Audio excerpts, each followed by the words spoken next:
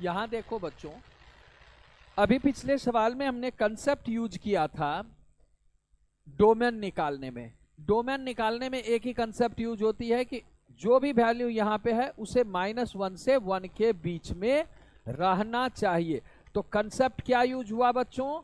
x² - 4 कहां से कहां रहना चाहिए? -1 से 1 के बीच में। तो x² कहां से कहां तक होगा बच्चों? 4 - 1 से 4 + 1 के बीच में। x² कहां से कहां तक होगा बच्चों? 4 से 3 से 5 के बीच में। अब देखो बच्चों, x² 3 से 5 के बीच में हुआ तो इससे हम लोग दो इनइक्वालिटी सॉल्व करेंगे। पहली 3 < x², यानी x² - 3 > 0, यानी x - 3 इंटू x + 3 √3 > 0। अब 11th क्लास में हमने वेवी कर्व बनाया था।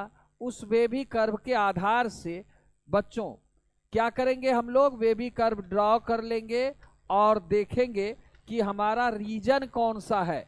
तो ग्रेटर का रीजन कौन कौन सा हुआ? ये रीजन और दूसरा ये रीजन। अब जब हम जाएंगे बच्चों दूसरी इनइक्वालिटी सॉल्व करने, तो दूसरी इनइक्वालिटी क्या है? x² < 5। तो x² - √5 का स्क्वायर <= 0। अब ये बनेगा बच्चों x - √5 और x + √5 <= 0। अब यहां से फिर मैंने वेवी कर्व बनानी है। देखो बच्चों, तो लेस किस रीजन में है?